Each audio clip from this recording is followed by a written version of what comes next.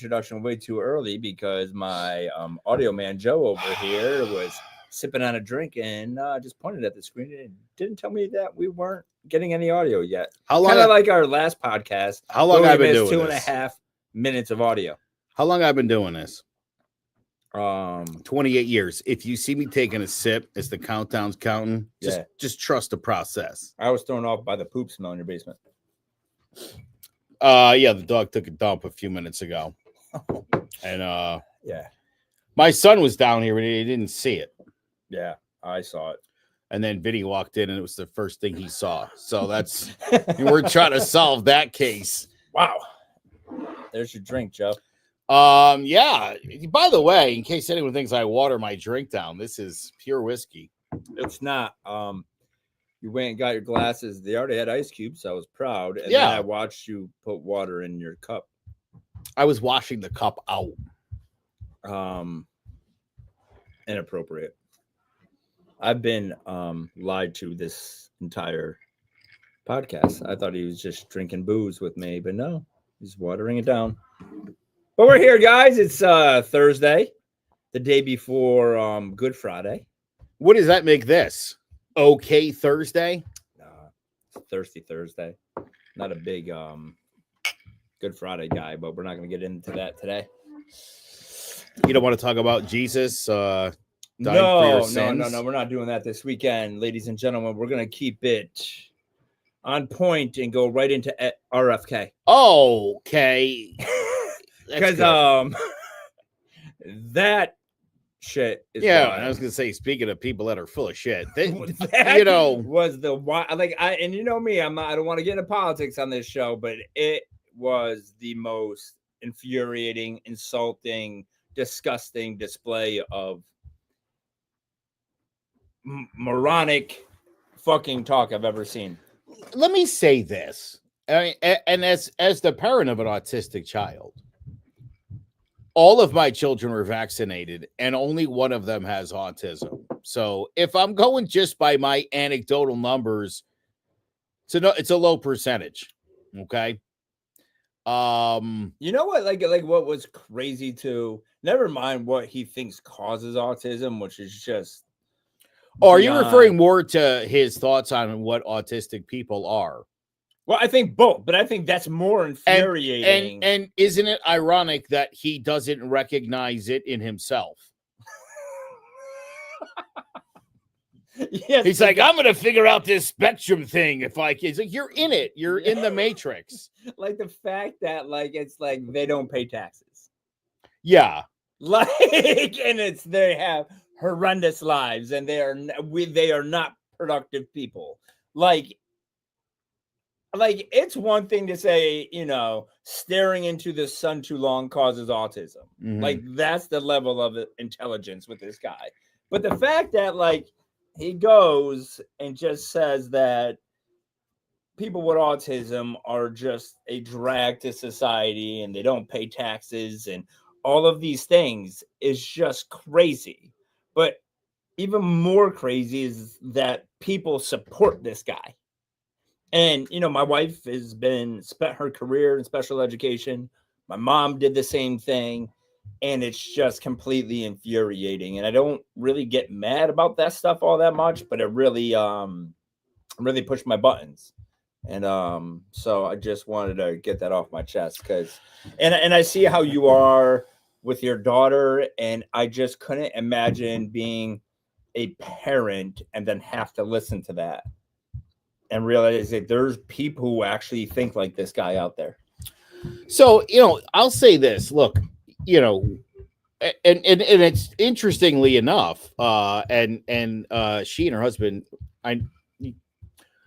Tatiana is my wife's best friend who loves this podcast for whatever reason. Thank you for that, Tatiana. But her and her husband Prescott, when they were in San Francisco, were doing research to cure autism. Yeah. And, I'm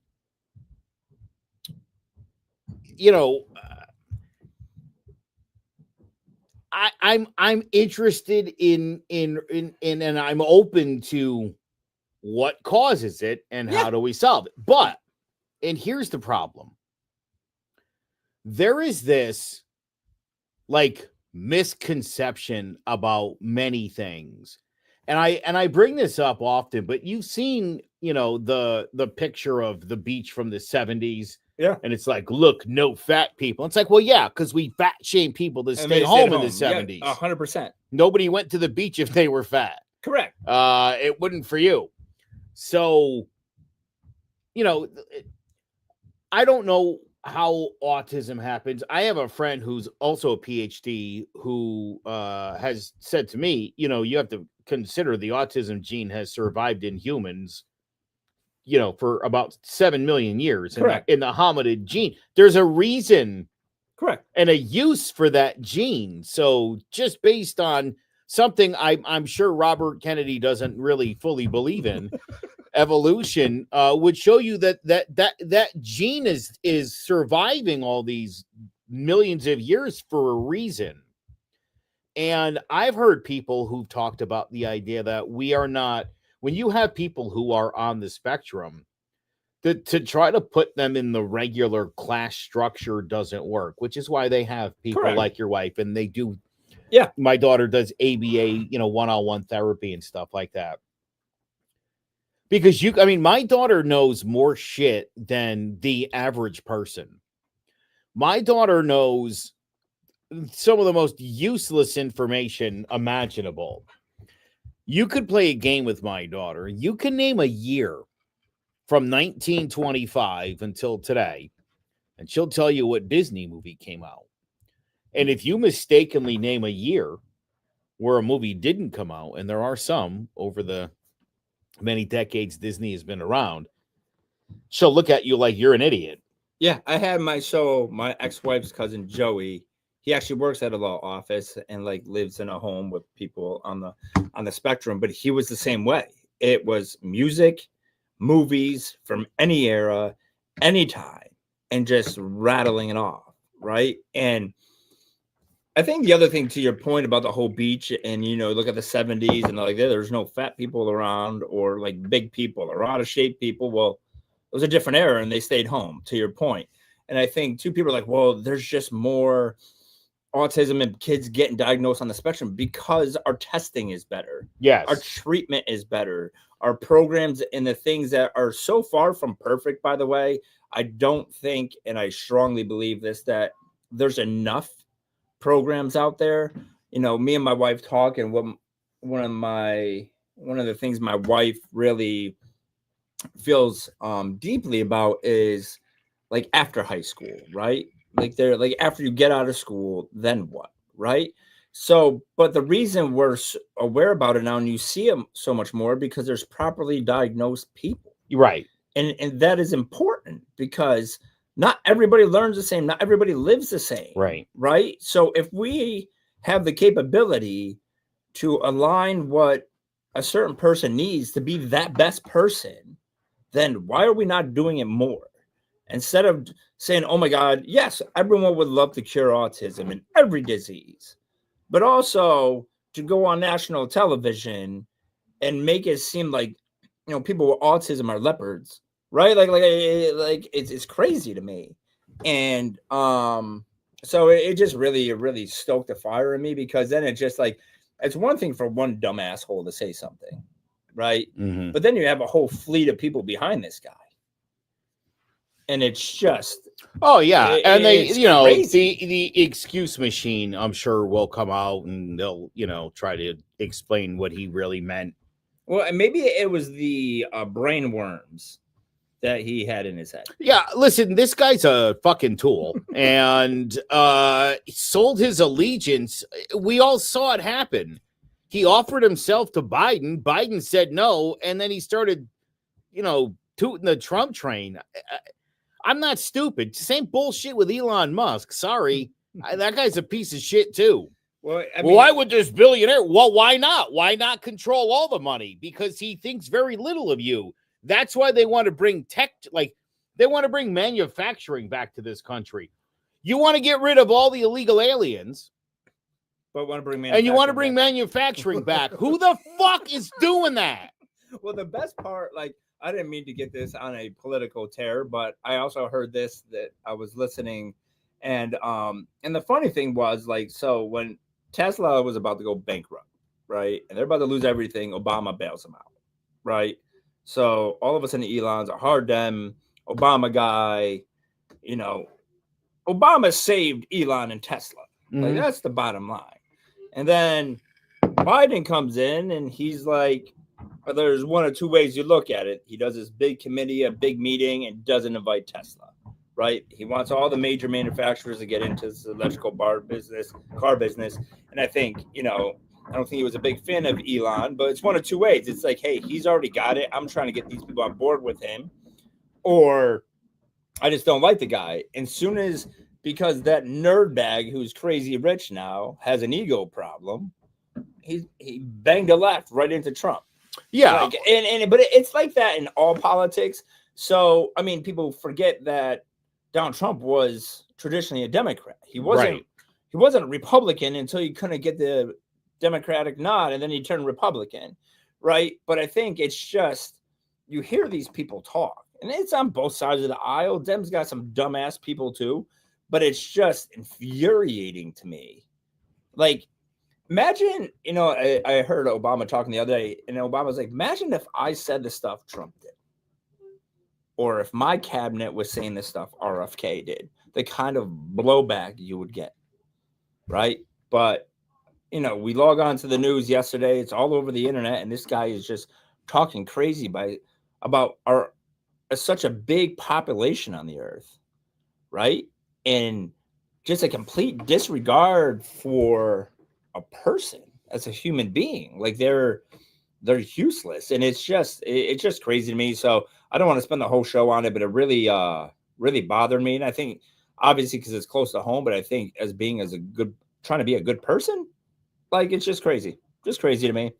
I think the only thing more infuriating than that to me was the asshole who didn't wave at me when I let him go first at the stop sign on my way here. We're going to dive into that in a minute. Hold that thought for a second. I'm sorry, I had that was on the tip of my tongue too. Here's what I want to warn Republicans about. Don't defend stupidity and bullshit. Okay? Call a spade a spade. Robert Kennedy's testimony was embarrassing and disastrous, and let's find somebody else. There's no reason to reward someone who is a fake loyalist. Like, that's not the guy you want in charge of anything.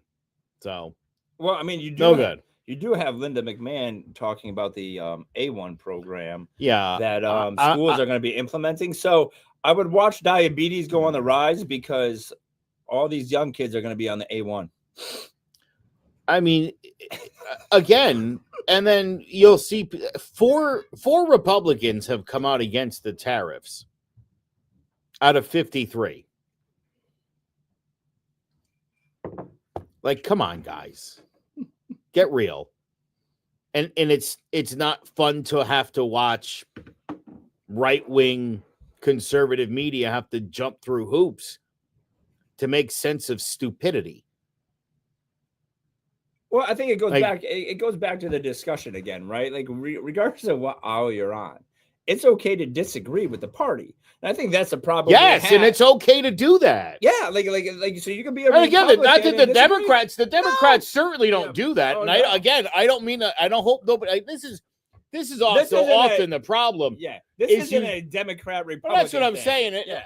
You want me to throw you a bone here for my Republican friends who watch? I mean, you see the Democrats are rallying behind AOC. Yeah. That's like your furthest left member of the party. That's that's what you're going to bed with? Just watched this election and you thought, you know what we need to do? Go way left.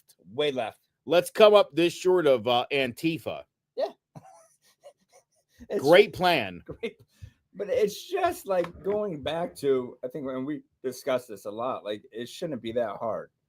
Like, right? Like, we're all here. We're all walking out onto the same earth, right? We're all different people. But, like, if you just keep in the back of your head, don't be a douche. we're gonna be okay. Yeah. And call a spade a spade. If someone says something stupid, it's like, you know what, that the guy's stupid. Like, but it's just I don't get it. It infuriates me. So I read a lot of Buddhist books, which is kind of weird, but like they're very much into like energy in the earth, and we're all like kind of interconnected, right? Like that's their big thing.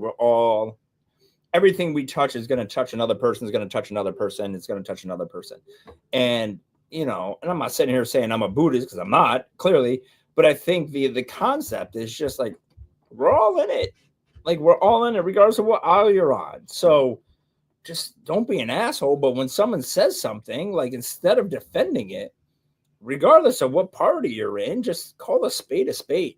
And it's just, you get up in the morning, you hear people just defending dumb shit, and it's the blind leading the blind. And and it's also sad, because I think if this is the best we could do, because I strongly believe the U.S. is the best country in the world, regardless of what anyone says. No one has more opportunities than our country, right? No one has more freedoms than our country.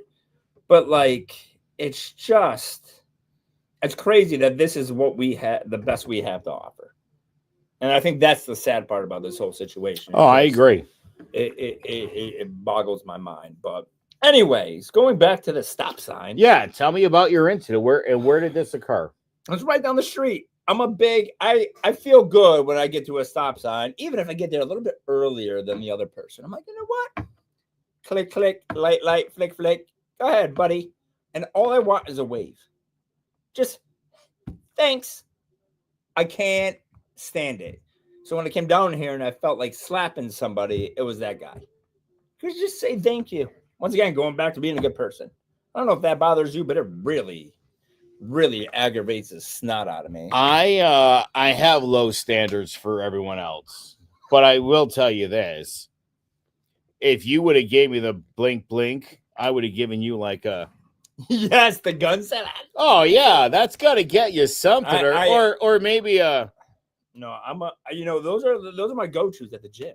When I just see the random gym people, you don't know their name, but you see them every morning. I give them the pew pew, or I give them the salute. If it's a guy in a pickup truck, I give him the nod. Just a head nod. That's what we do, right? Just sitting here in my hatchback, but nice truck. But right, I'm telling you, it all depends. If it's a younger girl, she's going to get the peace sign. You got like a book, like a notepad? I'm like a baseball player with high five. You got like a high five with every different teammate. I've got different waves when I let somebody go or they let me go. But it's the simple stuff like that. Or the other thing, I almost ripped a kid's arms off the other day. I forgot what store I was going into, and I watched him not hold the door for somebody, which just infuriates me to all hell. What are you looking at, Joe? I don't see any comments yet, and that doesn't. I think we're that doesn't seem right. I think it's because we came in hot with the political stuff. No. Oh no, it's not that. I'm telling you, I think they're just not coming up for some reason. I'm getting a weird message. All right. Well, I'll keep it going while you figure it out. Yeah. It's been a wild week. I heard a cool thing today when I'm on my way here. What'd you hear? Well, as you know, I do a lot of divorce work, and this one kind of hit home too, because I've talked about my relationship with my dad and the lack thereof. But it was just two dads talking, and what type of dad do you want to be, right? Like, do you want to be that dad where, like, when you're gone, your kids are reminiscing, like, about their dad or their mom? What's the alternative? Well, I mean, I really don't reminisce about mine right now. Well, I mean, that's kind of tough. I think like I could compartmentalize my relationship with my father, but I dealt with a long line of clients this week that have a variety of parental issues. And in the divorces, these particular parents, it's I gotta win. But when I ask them, well, what are your kids gonna talk about you two when you're dead and gone? And they're going back through their childhood. Like, do you think it's gonna be a happy conversation? They're reminiscing about their happy childhood because mom and dad were Like they don't even got to be happy, just respectful and show them how to be adults, or are they just going to talk about the chaos in their life? And I think that's something as a parent you kind of have to gauge what you're doing in your house. Oh, no doubt. No doubt. Yeah. I almost died a couple years ago. And Thank God you didn't. yeah, there was a lot of that. There was a lot of the reminiscing, and Yeah. there was. I think I've been fun. I've been a fun. I mean, yeah, you're a good dad. You let your dog shit in the house. We don't have any rules around here. No rules. There's dog shit. Dogs. You water down your booze. I listen. Let me explain why a splash of water. You're supposed to do a drop. I do it because I don't want my ice cubes to stick together. Okay. It's okay. So you keep them loose. Yeah. Yep. Whatever you say, Joe. So somebody please look that up. A little bit of water on the ice cube so they don't stick together. Yeah, but you're supposed to use like a drop, dude. It was a drop. It wasn't a drop, Joe. Well, then there was some melting. There was some melting after the drop. Yeah. It's okay. It was at room temperature. It was right near a candle. I got a question about booze. I had a client the other day came in, and he's like, I've been sober for 3 years. And I'm like, well, that's great. It's weird because you got a drug test that came back, and you were pretty positive for the cocaine. I like saying cocaine, by the way. That's cocaine for the cokes. For the non-street people. So he was being tested for, he said he was sober. I was thinking alcohol. Yeah, well, but that was my point. So when you talk to people and they're like, yeah, I'm sober, I don't drink. Oh, but cocaine. Yeah, but apparently that doesn't count towards your sobriety. Look at Kelly attacking me. Yeah, that's true. Usually it's in a sippy cup. Appreciate that, Kel. How's Kelly doing? Good. So what was new this week, Joe? Before this goes off the rails completely. I got 3 trials next week, by the way. So I've been a little bit a little bit stressed. My family was away this week. How was that? I worked just round the clock every single day. You didn't enjoy any Joe time? No. Oh my God. No, I did on Saturday right after they left. Yeah. Yeah, I watched the Yankee game, and then I watched an entire UFC card. Oh, did you watch who's that Conor McGregor's stepchild, Pepe? Oh, Patty Pimblett. Yeah, I love that guy. Patty the Batty. Yeah, he's a guy. I like him. I like him a lot. Yeah, so that's what I did. Nice. But then the whole rest of the time, oh my God, I got to tell you a messed up story. On Sunday, I was supposed to be in the Yukon Victory Parade. They're so big time. I know. And one of my assistants at work was putting the float together, and she called me sort of to complain that she was doing it all by herself. And I did that like, oh yeah, that sucks that you got to do it by yourself. And she was like, yeah, little old me all by myself. And what did you say, Joe? I go, well, it sounds like you got this. I said, but if you find you need help, it was like 10:30. If you find you need help, I'll take a shower and I could be there in like 25 minutes. And she's like, no need. She said that exactly that. I hate when people do that. And I don't feel bad after that. Yeah. And so boy, what did I put on? I put something on, a replay of something. And you fell asleep. And I slept through the fell parade. Asleep, and I woke up at 10 of 1. What time you had to be there? 1 o'clock? No, the parade starts at 1. Like kickoff, you got to be there at like 11:30. It's classic. Well, now I don't feel bad that when you're sleeping on my No, show. it gets worse. It gets worse. I woke up, felt terrible. I had actually sent a couple people to meet me to get on the float there with me. And then I never showed up. But anyway, we had a wiffle ball open house in Meriden. You showed up for that? And no, I was gonna go. I had my daughter and her fiance come to shoot. I was gonna have them shoot video of me shagging fly balls, but making it look like game action. just for some stock footage kind of stuff. For what? A wiffle ball? Yeah, wiffle ball. I'm a huge wiffle ball player. Don't act like you ain't heard. No, I know, but you said it was an open house, so that's usually when you're trying to sell someone's house. No. I know. I'm sorry because of my real estate thing. Yeah. Right. No, I mean, we did like an open house at the wiffle ball field for people to come like, hey, you want to get a team together and join the league? Because the league starts this coming weekend.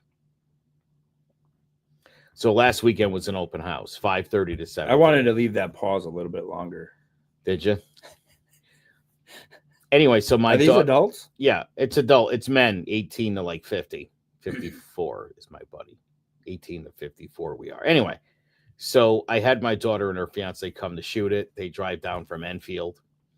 And then my assistant at CMG, he drives in from just south of Springfield, Mass. Yep. And a therapist who I'm doing some work with, I invited her to come and talk. We're going to get some B-roll of her for her podcast that she's starting. Thanks for offering me for my B-roll. You can come opening weekend if you want some B-roll. Maybe you could give an inspirational speech to the league and talk to them about getting their shit together. Maybe you want me to play or you don't want to smoke. I think that's what it is, guys.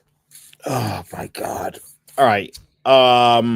Yeah. So, no, let's talk about this just for a hot second because listen, I played baseball my whole life. I used to play backyard wiffle ball. We used to play baseball with a wiffle ball bat and a tennis ball, and it was self-pitch. So you would bounce it. We know what that is. And you would hit it. No, not everybody does. And people need to know. I played real baseball, Little League. I played softball. I played high school baseball, American Legion. I've been around the block. And in 95% of those scenarios, best baseball player on the field, bar none. All right? This isn't me bragging. These are facts. These are facts. I'm 49 years old, and I play in this men's wiffle ball league. And again, there's a lot of youngins, a lot of guys in their 18, 19, 20, 22. 45. There's a handful of older guys. Now, I'll tell you, I've had many teammates over the years, very good baseball players. Two guys who have played minor league baseball who were like, "Oh, come play in your wiffle ball league." And then they come and they see that from 42 feet away, we have guys who throw 80 miles an hour. Yeah, I've seen the video.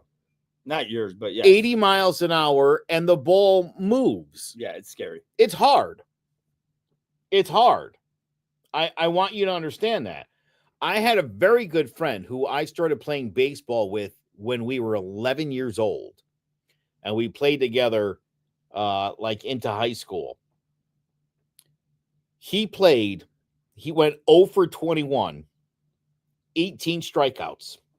Yeah, so and then he never came back again. Well, listen, I would set the expectations. I would have to be like a steady pitcher. You're a pitcher. I can't run. Well, there's no running. This isn't that kind of league. Yeah, but no, like I'm not like getting to first base. But you don't have to run. It's automatic hit. You hit and whatever happens. But I got a cannon. You could throw? I could throw. How hard? Now? Yeah. I don't know, but I can throw pretty hard. I bet you I get movement on that ball too. I'm telling you, I can throw the bean, dude.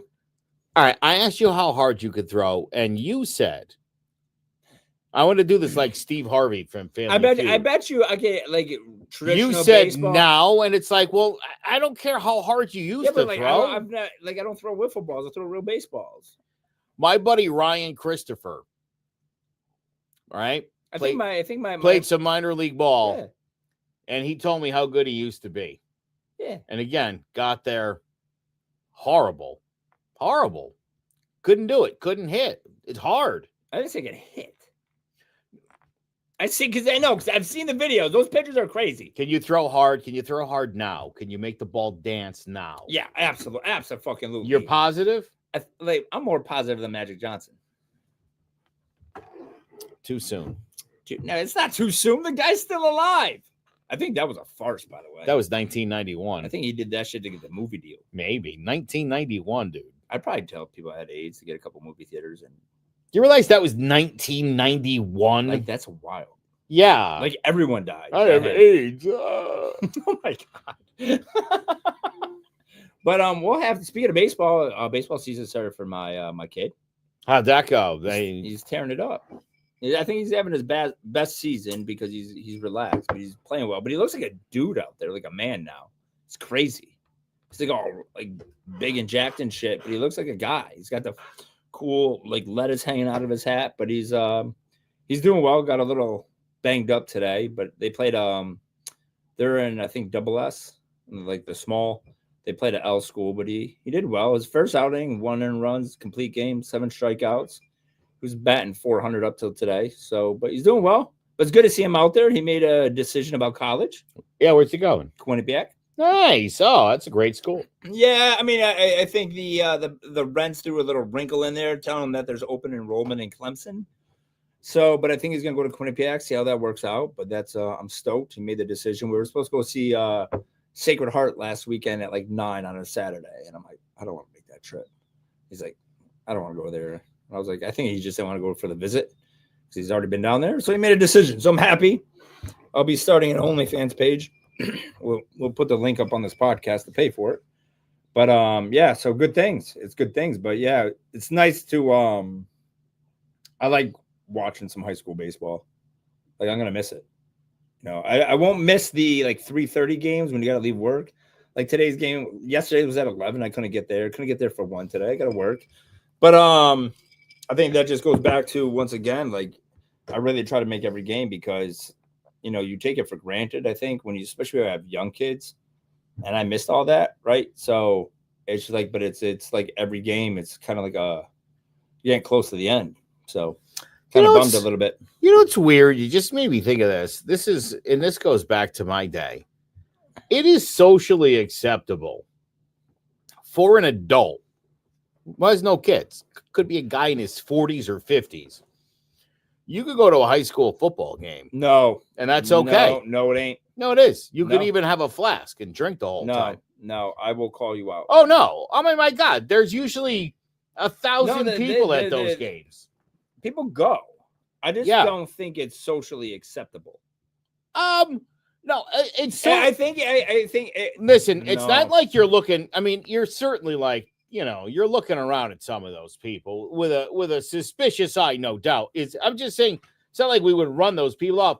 If you went to a kid's high school baseball game, you're a weirdo at 3:30, and you have no kids or no nephews, you're a creep. You can't just be a fan of like Ham High School baseball. You know what? That's not acceptable. It's weird. Like, no, so I was actually thinking about that the other day. Am I wrong? No, you're But you could go to a football game. That's okay. You know, it's funny you say that. So Jess is done. He's obviously done with high school this spring.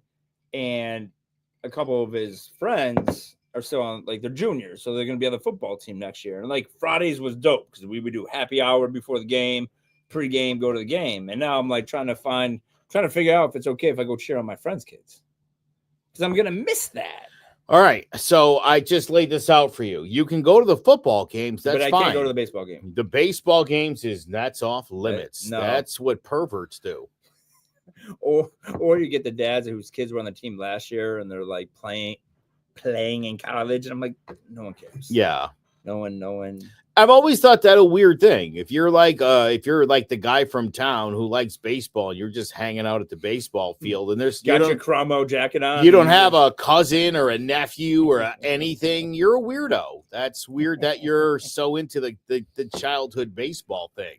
Yeah, but it's. But crazy. The town drunk, they could all be sitting together, 6 of them, one after the other, up in the bleachers at a football game, and it's like, hey, class of 86, yeah. Nobody gives a shit. It is again, I've always just thought it a very weird thing. So yeah, so that's the adjustment we're going through. Thanks, Father. We got to go pick out tuxes last weekend for the prom. Oh my God, is it already prom time? Yeah. Jesus Christ. Yeah, I guess it is. So me and his buddy Paul, it's been kind of like a little tradition. So we went. That was fun. What's the look? Oh, he is very classic, just a regular black tux, black tie. Vest? No vest. Cummerbund? I like the cummerbund. He didn't. No. So what is he just riding it? Suspenders. All right. He's No, in that's shape dope. enough to do it. I like the cummerbund because I'm it covers sure. the pooch. Especially as the night goes on, he takes the shit off and he's Dude, with the suspenders. That'll look. Yeah. So I got him a limo. It'll look good. So he's gonna be. It's gonna be a good time. You got him a limo. Well, I think I told you this. So he sends out a group text. I'm in a group text with his friends because I'm 45 going on like 12. You're gonna have to get out of that group. Nah, they're gonna drop you in after the summer's over. Nah, everyone loves Jigga Daddy. Everyone's gonna leave that chat room. Don't say after that. The other. No, listen. Like it's no. Listen, it's. I'm just telling you, as a parent, that once they fly the coop. Like, I'm going to tell you one of the best feelings I had as being, as my friend Brian Howard would say, a fake dad. He got drunk one night and called me that. I'll never forget. He's one of my best friends, but it was funny. I walked into, so Jess was dating this girl on the basketball team for a while. And I'd walk into the gymnasium and you would just hear off the bench, Jigga Daddy. And I'm like, you know what? I still got it. I'm still cool with the high school kids. 3 years from now, if that's still happening, weird. I'm gonna have to quit the podcast. Dude, I won't be able. I'm like, I can't associate with that guy. That would be weird. Did I tell you? So we went. If the kids that are freshmen, their senior year, are like Jigga, I'm gonna be like, dude, no, we gotta talk about this. Well, it's funny. So we went to virtual golf, and I think I had logged on like on a Gmail account, like to sign up. So I go in. I'm like, reservation for like 7:30. It's under Vin. She's like, I don't have a reservation under Vin. She's like, I gotta ask you though. She's like, is it under? I was like, Jigga Daddy. She's like, yeah, Jigga Daddy. I was like, yes. You should have made her say it first. Yeah, I was gonna. What else you got there? What else does it say? But it's Jigga Daddy. Yeah. But one of my favorite things too is so they the kids on the baseball team call him Jigs. So I that's a cool name. Yeah, it's good. I'm gonna miss all of that. That's good. That's the crappy part of having. Like, I'm excited to see him go out and do his things. I think he needs to fly out of the coop a little bit. But once they're out of the coop, they're out. They don't come back. No, he'll be back. No, he's I'm telling you, he'll be back. He's making a new life for himself. I hope he does. Like his wings and flying. Like I think it's easier for me to see that because I am a stepfather, right? Like I think it's just because I didn't see him from like diapers until now, right? Like I have it's weird. Like I have a bird's eye view of everything that's going on, right? So I see things from I think a different angle as a biological parent would that like raised the kid from the womb. So I'm excited to see that. Excited to see him kind of go do his own thing, and he's a great kid. But it also, I only had 5 years. And I think that's what infuriates me about when I'm doing my divorce stuff is that parents with young kids just don't realize. They like when you're in my office and you're fighting about money and, well, they have one more holiday than me or this, that, and a third, and it's really about the win and not about the kids. It's completely infuriating because you only have so much time with them. And it's not the quantity of the time, it's the quality of it. So it just really infuriates me. You're already bored with this conversation and you grab the cards. No, that's a cue. That's a radio cue, ladies and gentlemen. No, but I see us transitioning, so I'm prepping up the next bit. Okay, well, go right to the bit. No, like keep talking. No, because then I'm gonna get mushy and misty. No, so the whole idea is everyone's locked in on you, and then so I am. No, I got it. I ruined it. Come on. Yeah, I'm new to the podcast. Again, if you see me having a drink just before we go to air, trust the system, brother. I know when I gotta start. I gotta start saying the words. But I think it's just even like when I go to baseball games, right? And I see parents who don't show up. Like I don't get it. What did my sister say? Lily is going to be 13 next month. I'm always so sad about missing the first 7 years, and now the time is racing by. Di, let me tell you, you didn't miss much in the first 7 years. In that, honestly, for a girl too, very difficult time. Like, yeah, showing up around 7. My wife will tell you, my daughter was 6 and 9 when she met them, and then she adopted them, and they're like all the best of friends. It's a beautiful thing. And onto the stepdad thing, by the way, I watched a video earlier today of this like gangster looking Hispanic guy. Yeah. And he says to this little kid, his stepkid. He goes, I got something to ask you. And the kid's like, yeah. And he goes, would it be okay if I adopted you? And the kid was like, yeah. And then he got up, gave him a big hug. And the dad was like, you know, I love you, right? I think of you as my own. I tell you right now, it pisses me off when I hear people call anybody a fake parent. No. Like, No. Yeah, I get it. Even in jest, I think that's a shitty thing to say because, and again, I think this just goes back to like, again, and why I'm generally down about religion is, you know, it's just a custom that your family's been into for a really long time. And in many of your families, if you truly admit, you don't even follow that shit. You really don't. Maybe you go to church, maybe you go every week even, but most of you aren't living it.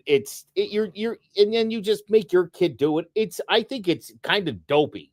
It is. I will tell you, my wife is probably the greatest person I know, and I know you get sick of it when I brag about her all the time because she's so great. She's so great. But I remember, so we had a family party, and I'm sitting with my grandfather, and he had a couple of glasses of wine, and tends to get a little loose in the lip. So my wife is sitting as close to me as you are, and we're talking to my grandfather. So my grandfather's like, hey, have you ever been married before? And she's like, yeah, you know, divorced. And he looks at me and he's like, she can never love you. And then he's just like, why would you want to take care of someone else's problem? I know. You know, that's another thing. And it's, I will tell you, you know, you chalk it up to the old man shit. But I will First of all, listen, if you're a human being and you refer to someone else's child as their problem, you're an asshole. Just so we're clear. And by the way, Di, I didn't mean that at all in a negative way, because from that age on, it does go so fucking fast. So soak up every moment. No, it does. I will say I don't ever sit back and be like, man, I wish I was around when he was 6 or 7. Oh, no. Like there's a I really think like my life worked out the way it was supposed to work out. I got a kid, uber athlete, really smart, good looking kid, great kid. And he was 12. Like I missed all those crazy years, right? Like I don't know if I was built for that. Yeah, it was messy. It was loud. It was destructive. You didn't. I'm telling you. No, you missed the chaos. You didn't. Once they get to be like 6, 7, 8. Yeah. Now you have a person. You have a person you can talk to. You get to like 12, 13. Yeah. Now you're talking about somebody who they've already gotten past all the bullshit. They've even gotten past, especially boys, past the, like you've had your rebellious, your 8 to 12ish. That's where where you're feeling your way, and you'll push the limits of what's acceptable. Yeah. After that, most dudes, you're either a total fucking psycho or you mellow out around that age and you sort of settle into becoming, the guy that you are. I passed the Buick dealership and the Subaru dealership, and I went right to Mercedes with this kid. And it's awesome. And me and the kid's dad, we had a conversation. So obviously me and the kid's dad are pretty close now. We hang out. We like literally were just texting before we got here. But I remember there was a point, it was kind of a feeling out period, right? And I will give all the credit in the world to him because it's a bigger adjustment, I think, for the dad than the stepfather, because I don't got no beef with the guy. I'm the new one, right? But we had a good conversation. I think it was after maybe his sophomore year, we at the baseball banquet. And I just told him, I'm like, listen, man, like, I just want to say thank you. I miss all the hard shit. Like, you did all the hard work. You laid down the foundation. I'm just adding to it now. But it's, and it was, I think that was the turning point, acknowledging that. Now, granted, not everyone has that relationship with the other parent. I'm sure my sister would tell you she doesn't have that with Lily's mom. But I think, and I also think it's funny how me and my sister our lives are kind of parallel on that aspect, right? I know from my end, I never pictured myself being a father. My sister is very different. My sister is a great mom, right? Would have been a great mom, like to her biological kids, but she's just a great mom. But I never grew up saying, hey, I want a family. Like I was very indifferent. I was just like, yeah, if we have a kid, cool. If we don't, I'm cool with it. But I think that would be, we talk about regrets and things like that. I think, and me and Claudia, we talk about this often, is that, if we would have met at a different point, one, I don't know if we would have worked out. We were two different people, but I think I probably would have had a kid. So I think that's like, I think now that I'm coming down to the end of it, you know, you think about that stuff, but like you said, my friends are having babies, and I just think babies are weird, right? They look at you, you don't know what to say to them, you don't know what they're thinking. They tend to cry when they look at me because I look like a big ass baby because I have no hair, so they don't know what I am. But it's been a fun ride, so I'm gonna enjoy it. Got a few more months, and then he's out. But we're looking at, you know, Quinnipiac, and they have this. I wish I could go to college, man, because they have this like 2029 grad page on Instagram, like all the new recruits coming in, and it's like a Tinder page. It's like a dating for website. them. Yeah, not for me, dude. Yeah. Well, I mean, they're 18, bro. Like, look at me. I still got it. No? Let me ask you this. Let me ask you a hypothetical, because I Yeah. know you would never step out. Never. I know you would never step out. Nope. Because you love Claudius dearly. But hypothetically speaking, no, this isn't that bad. If you were to cheat on your wife, Oh no. how old would she be? Would she be 18? Why are we talking about this? Would she be 22? No. 28? No. 34? No. 38? No. 40? No. How old would she be? Oh, you would like I'm a cougar hunter, dude. 77. Yeah, I'm a 79. Yeah, my wife knows she doesn't ever she knows she never has to worry. Never, ever, ever. I have the All right, this is hypothetical. I already said you wouldn't do it. My question to you is my wife would tell you it would be an older person. I've been like that. I remember one of my biggest crushes in my entire life was my second first grade teacher, Mrs. Jones. Yeah. You just say Mrs. Jones, you know she's hot. But I'm a cougar hunter. I'm out here. I couldn't, I can't, even when I was in college, I was always very transactional. Like I have very little patience, and I just couldn't, you know what it is? I couldn't be like 45 and going out with someone who's 21 and just learning about life. Right. Like everything they're going through, it's their first time. Yep. And I don't like, I want, one of the most beautiful things about my wife is when I met her, she was already in her lane. Like my wife will tell you, like, if I'm around, she's happy. If I'm not around, she's good. Like, I'm a bonus. Like, she doesn't need me, right? She's just in her lane. She's already been through the shit. Like, she goes to Paris. I talked to her once. I go on a guy's trip to Nashville. I get a text or two. She's just like, whatever, bro. You come back, you come back. You know, and it kind of makes it sad sometimes. Like, when you walk out the door with a suitcase, you're like, all right, see you later. Bye. I miss you. But, I think that's I think women hit their prime at like that, like 45 to 50 mark. I think that's the money spot, I think, for a woman, in my opinion, because I just think they went through the shit and they're like, I'm here, and either you enjoy the ride or not. But no, I couldn't go back and just go be like I couldn't do the Bill Belichick where I'm like.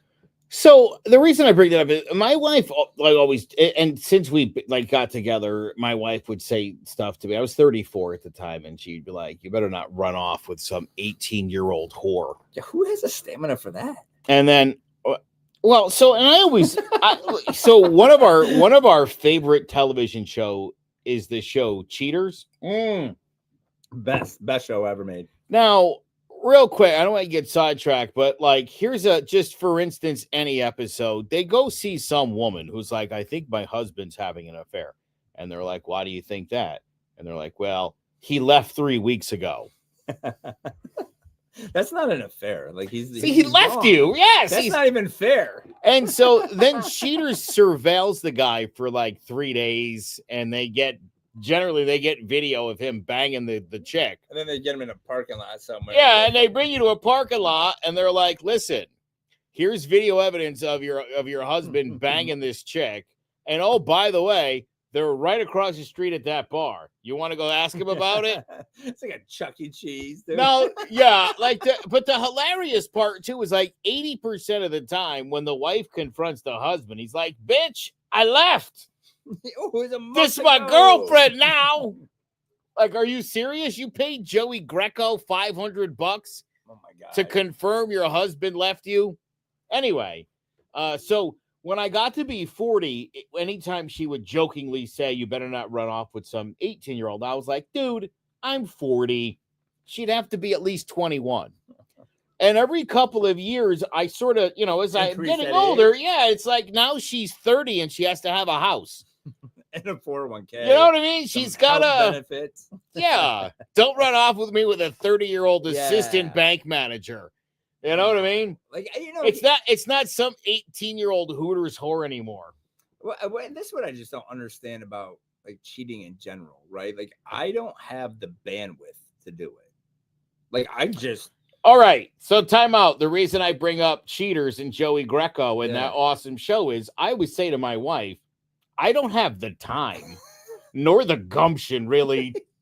Like, where would I squeeze in a side chick? And like, I don't take you out enough. I need another person nagging at me that come on, plan shit. It's like, oh my God. I can't plan dinner for us with friends. You think I'm gonna plan an affair? Like a secret affair with like what? How?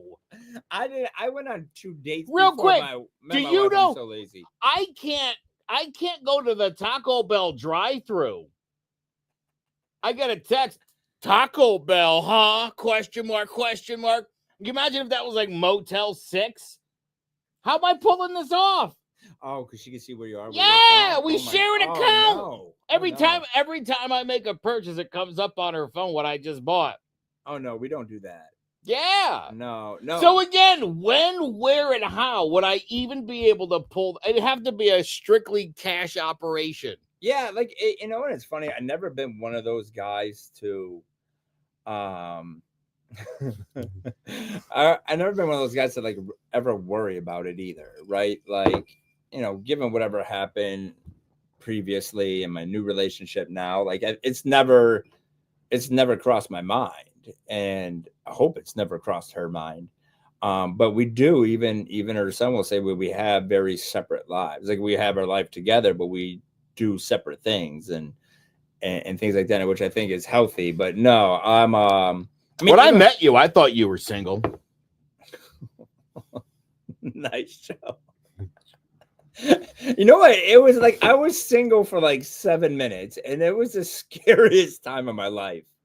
Like the scariest. I was like, no way. The third one who's coming, whoever's next, I'm locking it down.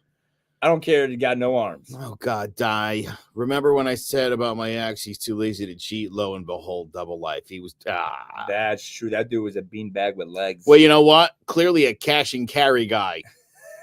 Because otherwise, how you pulling that shit off? Dude, that guy was one of the biggest losers I ever met. Like out of all my clients, all the people over my past 20 years I've met, that dude is the cherry on top of the fucking cake.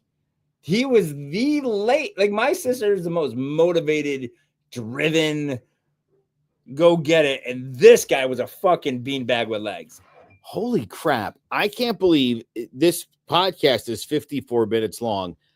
And I got way off the rails. What I actually was trying to say, I know this is insane. I think being a step parent is the best thing in the world, and I'm not one. Okay. I'm only a biological parent, but loser. I think when you take another kid and you make that kid like important to your life, I don't give a shit what the biological, that's what a father is or a mother. My ex-wife is the worst fucking biological parent in history. She's got literally 3 children by multiple people that she has nothing to do with. So I think people put too much stock into blood relatives. Oh, like 1,000%. My best friends are my brothers. One of Yeah. my brothers has gotten back into the circle of brothers. Good on him. Yeah. But he had to earn his way in there. He's not just there because we happen to have the same parents. I just don't buy that shit. Well, you know what I heard I forgot what podcast I was listening to, but it was such a good point. I think there's this stigma that, I have pretty good relationships with a lot of like my kids' friends or like their friends' younger brothers. Like, I had a client today, he's 14, got arrested for some shit. And I'm like, listen, dude, you need to go out, you need someone, call me, right? Because I think once again, it goes back to a community, right? Like, they don't have to be your kid to be some type of role model for that kid, right? Like, remember when we were kids, it's like the neighborhood raised you, right? Like it was, but like there's not that relationship now.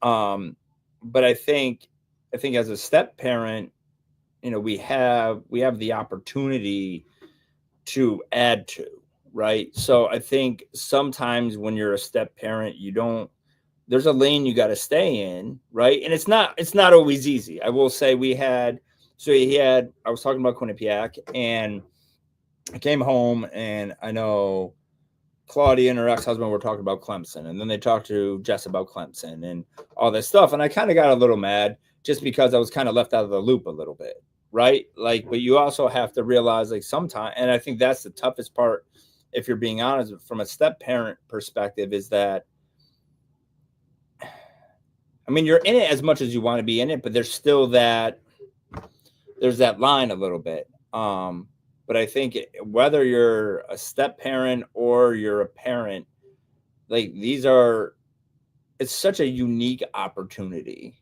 right? To be involved in a person's life in that manner, right? And if you're a biological parent, like that's you walking around.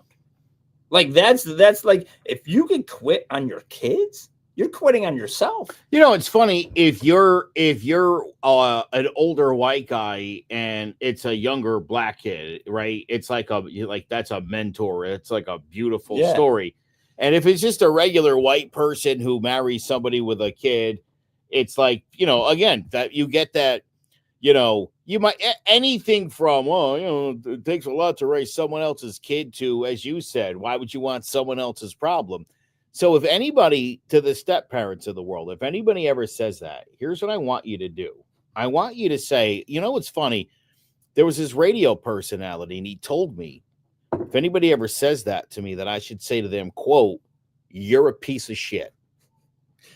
If you can't understand how somebody could love a kid that's not their own, you are a deprived piece of shit. Yeah. You're some sort of sociopath. And it's sad.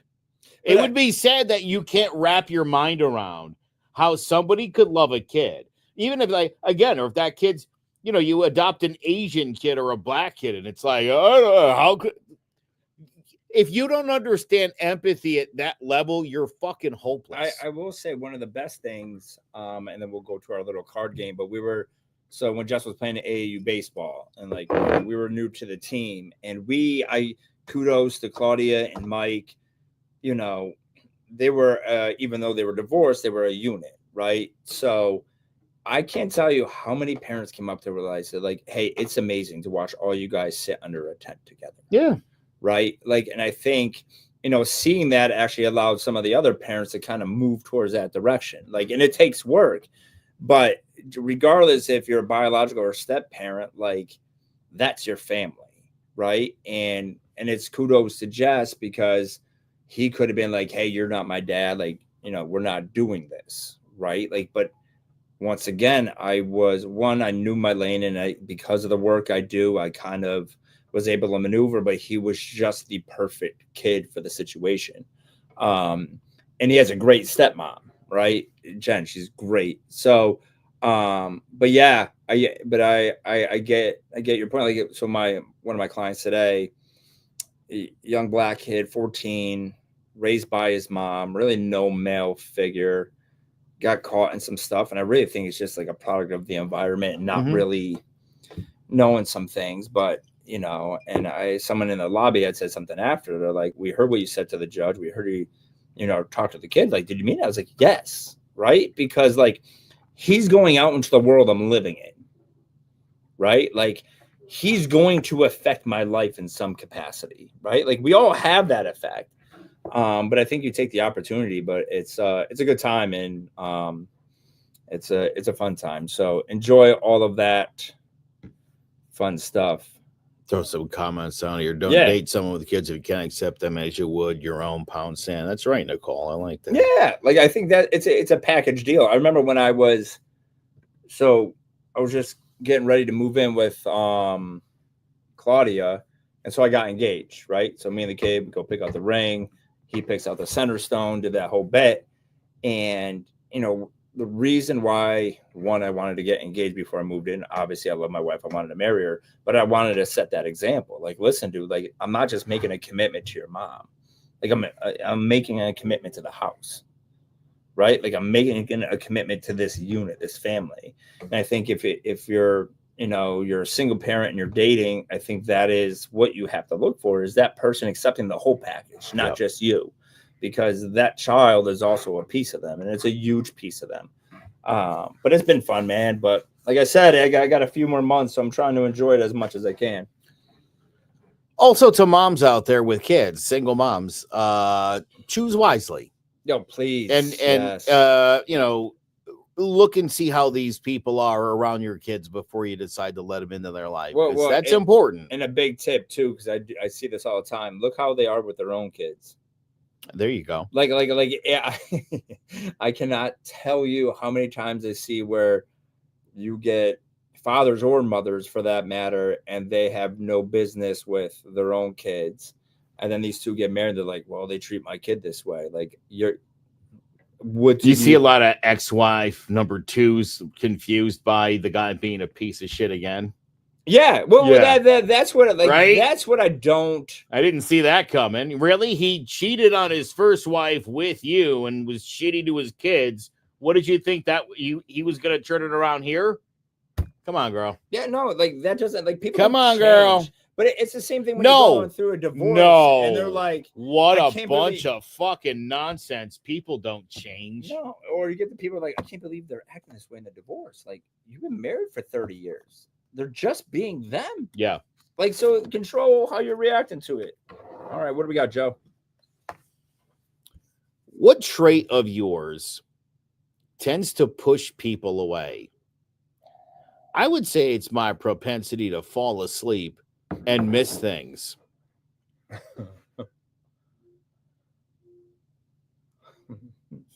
I don't. Also, the fact I'll joke about anything, even a week or two after it happened. Yeah, I don't know if I have one, because I have the opposite problem. Yeah, I was gonna say, actually, yeah, you tend to draw people in. I'm like a shit and flies. Yeah, you're like I have. Yeah, let's find something better. That was because I have that. Like, everyone just talks to me. Like, I don't have. Everybody knows what my trait is because it literally unfolded on the podcast. So let's get to a question that actually requires an answer. You know what I mean? Oh, we already had that one. We had that one. 0 for 2, Joe. All right, let me pull from the back. That's what she said. Let me pull up the back middle. Joe reprimanded me today, by the way, for saying something inappropriate around his son. Oh my God. Yeah, it was vulgar. Jesus Christ. Oh, which one we going with? All right, you know what? That one's lame. And that's one that's a question you would expect on a lame podcast. Yeah, we're not lame. This is good.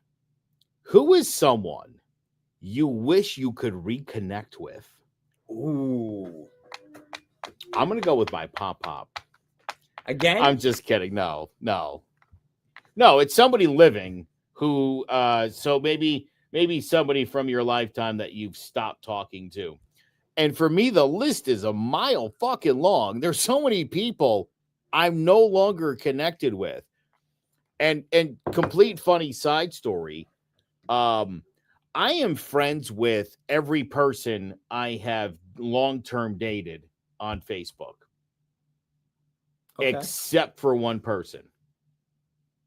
Okay. And just a couple of days ago, that gal's brother sent me a friend request. Okay. And it's in limbo.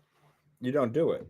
Well, I've referred to this person before as somebody, I think the question was, if this person was on fire, would you throw water at them? And I said, no. It's a person who I have sworn I will never speak to ever again in this lifetime, even though I was the one that did all the wronging in that relationship. So it's funny. It's like, who's somebody you want to reconnect with? Not that person. But I also thought it was interesting that her brother sent me a friend request. Well, which, I find it interesting. Which I can't, I couldn't possibly accept. But I just don't understand. So you did all the wronging. Yeah. But yet it's her fault. No. So why wouldn't... It's a long story. I don't have time for it. All I right, don't. all right. By the way, my wife reminded me of this a couple of days ago. That I said, because Tatiana said to my wife, Joe had said 2 episodes ago, I was going to tell the story of the greatest night of my life. Yeah, we already got an hour runtime, bro. Well, I can't do it this episode. It's because every time you get on here, it's the greatest time of your life. So I appreciate that. It is. Every night's a new great night. Yeah, I don't it's kind of weird that that's the question, because I've been wrestling with it for a month. So my best man at my wedding, best friends growing up, definitely 2 different people, but always been best friends. Best man at my wedding. Last time I saw him, I lent him some money. And I'm the type of guy, I don't lend people money and expect it back. I'm going to help you out, pay me back. Cool. Whatever. If you tell me you can't, you can't. And so he was supposed to, this is when I first opened my firm. And I'm like, Steve, could you play the gig? Because great musician. No shows. Never talked to him again. Like a ghost. And then I was mad. I was like, yo, that's some bullshit. Yada, yada, yada. But I was thinking the other day, I was like, maybe I'll reach out. See how he's doing. Because the way I look at it is we were at such different points in our life, and I have all this awesome shit going on in my life, right? Work is fine. I have this awesome family. We got this podcast. I do the dog rescue shit. Life's good. Yeah. And it would kind of be cool to reconnect, see where he's at, but just be like, hey, we're good. We don't got to be best friends again, but are you all right? And hey, I'm a different person now, right? I think that's for me, I think that would probably be him. But just because my life is so dope too. I got a dope life. You know what else is interesting? I actually reconnected with a buddy a few years ago. It was a former roommate of mine, really fucking cool dude. And I grew up. And I went to school and I got into my career, and I basically never saw the guy again. And then we reconnected a few years ago. And he's a fucking hardcore right-wing Trump supporter. And I mean, I gotta tell you, I can't with those people. It's too much. I really can't. So maybe he and I can reconnect at another time. Yeah, I feel bad. I like the guy, but oh my God, you talk to him and it's like, Trump's the best. Shut the fuck up. I think for me, it's just I'm such a different person than I was 6 years ago, or completely different than I was 10 years ago. Completely so there's definitely a bunch of people I would like to hang out with. But on the flip side, I'm like, you know what? My kitchen's full right now. I got a good squad of people, and but yeah, I don't know. I think it'd just be cool to reconnect with people who knew me, 6, 7, 8 years ago, and kind of get their take on me now, because I'm so awesome, and I just want to show it off. The more I think about it, to be honest, not a fucking person. The people I'm currently connected with, I chose to be connected with. Well, 1,000%, right? I I think when you get older and you're in a good spot in life and you got like a handful of people and you're in a spot in life where you could cherry pick who you're spending your time with, right? That's pretty dope. But there's also that part of me too is like, I want to show you. I want to show you like where I got to, right? But yes, like it was kind of the windows, doors, and floors that like one of the first conversations we had, right? Like there's people that are always going to be there, and then there's people that are there for a certain period of time. So I don't feel bad about the people I don't talk to. I still have those people I haven't talked to in years, but I could call and just shoot the shit and just pick up where we left off. But yeah, like you, I'm kind of good with my circle. Yeah. And I'm good with our fan base out here. Yeah. Big shout out to everybody who listens, by the way. And by the way, listen, here's what I mean to say about Trump people.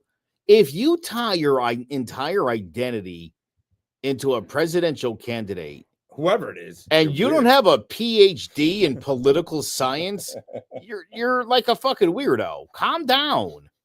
You could say he's the greatest president ever. Sure. Fine. He's like 90 days in. Dude, they want to put him on Mount Rushmore. And it's like, well, I don't know. Let's see how the next 3 years, 11 months. What are you kidding me? Well, I think calm down. Well, I think let him do good, but calm down. Well, I think anyone who ties themselves to anybody or anything is a fucking weirdo. One like ideology where it's just this is it, and you're just stuck. You're not a person I want to be around because you don't want to grow, and you're always going to be the same. Well, you can't. You listen. Here's the other problem is, and here's what I struggle with, and here's where a lot of people question what my politics are. Yeah. Okay. I get it all the time. I'm objective. Okay. If the people I support do a bad thing, I say, God, I wish he didn't do that bad thing. Yeah. And when the other side does something wrong, I have the fucking standing to now say the other guy shouldn't have done that thing. You have to call out on both sides. Again, I see people on the right and left all the time breaking their neck, trying to explain what's clear and blatant bullshit to everybody else. Stop. Well, going back to what like our friend talk, I think that's why if you look at your friends, if your friends can't call you out on your bullshit, yes, they're not your friends. Like I expect my friends, if I step out of line, to sit there and say, "Hey, Vin, you're out of line on that." Yes, one, right. And if it's good for your family and friends, that's got to be good for everything, right? Because that's the only way people learn and improve. And if you can't do that with your friend without them getting offended and never talking to you again, then you don't need them, right? Because it goes back, and we talk about this all the time. It's called discussions, right? Like me and you started this podcast off. It wasn't going to be this format, and we knew each other and we got along. But through discussions, and we become good friends. I would like to think, anyway. Oh, I would say you're probably faking it for the cameras. That's what I'm trying to do. But like but I think it goes back to, once again, surround yourself with people you could have discussions with, and hey, call them out on the bullshit. And if you want to see if someone's your friend, tell them they're out of line with something and see how they react. So I'll tell you this too, real quick. I have, and I think some people who follow me know, I have significantly decreased the amount of podcasts I'm on and how frequently I podcast, because I am on the radio a lot. And so I only kept a handful of things around. And this is one of them. And I charge him the least of anybody for what we do. Do I owe you money? Just a little bit. But I don't because, and part of it is, think about how many times you're like, you're going to send me a bill. And I'm like, I love doing this show so much. You know what I mean? I don't really need anything, but I do. And I do. I guess my point is, I look forward to your company every week. I really do like you. Here's the other thing, right? I'm a big time radio personality, but that said, This fucking dude's like a legit big time lawyer. Like, I drop your name all the time. No, I appreciate it, but it was like when I was walking up the steps today, and first he was waiting in the door, ladies and gentlemen, Dressed like this, too. like that, on his phone casually, like he does that every week. But I was in such a wretched mood, and inevitably I log on here, and my mind frame has switched, and it's just from the conversations we have. So, just for everyone out there, this is like genuine, like shit. Like, you know. Do you remember 2 weeks ago when I changed your mind about something? Yeah, we're not going to go into that again. No, but you know what? No, I'm like, saying, isn't that fucking cool that you can have a Yeah. conversation with your boy and they could tell you some shit and you kind of, you're like, oh, you know what? I guess I didn't think about it like that. You know what? Actually, what you're saying makes more sense. I like that. I want to think that too. Yeah, no. I think that was one of the, you know, it's funny when people are like, what, you go on Facebook and change people's minds? Well, listen, and again, at the end of the day, you know me, I'm like a factual information person. Yep. And if I can lay that shit out and somebody can be like, oh shit, well, look at that. I didn't know that. I believe that now. I feel like my work here is done. Well, yeah, and I think too, people will pick up on stuff we're saying that maybe we're missing, but they took something from it. Yeah. But like, I think that once again, it goes to having these conversations, and I think that's why I think people like us. You know, so I just want to say appreciate you, Joe. I'm not gonna hug you because I'm not a hugger. Oh, look at Mama's on. What did Mom say? Mama got on late. You both are funny. Vincent, I thought that said latte. And Joe, I did too. I was like, Mom drinking a Mama's latte. having a latte. Yeah. At least that's what I call it these days. No, but so we appreciate it. This is a good show. I can't. I mean, we're this is like an hour and 16 minutes, and I tell you right now, and I think this is how you know it's a good one. It feels like we're at like the 35-minute mark. Yeah, I looked over that clock and I was shocked by the time that I just saw it. Oh shit! Look at people are like, hug it out, guys. No, we're not doing that. No. I'm not a big touchy guy. Come on. Good boy. I'm a hugger. All right, we're gonna end this show. I'm a hugger. I do. I'm not doing it. No. You know what? Why don't you tell them the truth? Tell them the truth. When you walked in the door, what did we do? It was like a dap with like a chest bump. Right? It was a little. We got everyone listening on iTunes. Hopefully, you get the first 2 minutes of the show, not like last week. Mister, I've been doing this for 20-something years. If you're listening to the audio version of this, do yourself a favor and check out the video at the 117 mark when Vinny and I hug. You're gonna fucking love it. And we're pretty good to look at. All right, guys. It's been fun. Change of Plans CT. Check us out. I'm Vin. He's Joe. Time to go. Oh, that's good.